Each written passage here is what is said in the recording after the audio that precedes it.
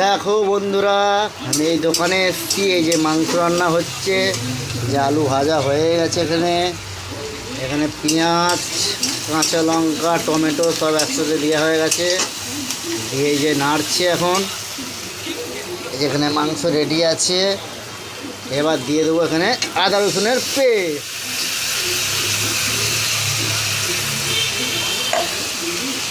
আদা রসুনের পেস্টটা দিয়ে একদম কিছুক্ষণ করতে থাকবো এখন।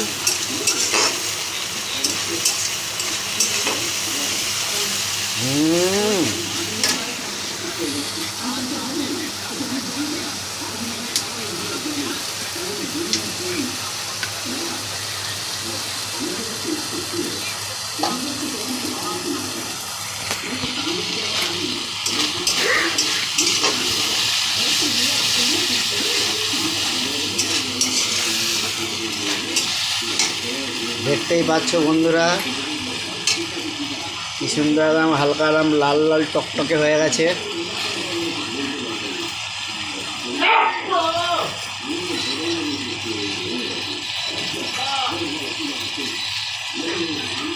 দেখো তো একটু গোটা জিরে আছে, গোটা জিরে দিচ্ছ কেন? গোটা জিরেটা দিলে আমাদের একটু টেস্টটা ভালো হয়। সেটা করে দিচ্ছ, তাহলে তো ভালোই হবে।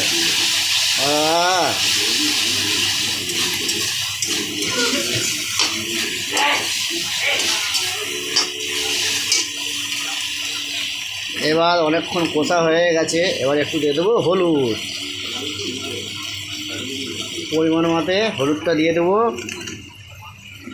দিয়ে হালকা করে এবার এটাকে একটু নেড়ে নেবো।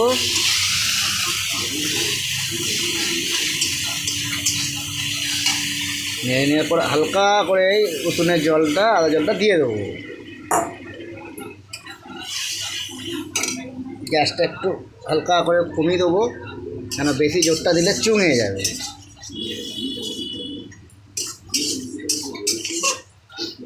এটাকে হালকা করে ছেড়ে দেবো এখানে।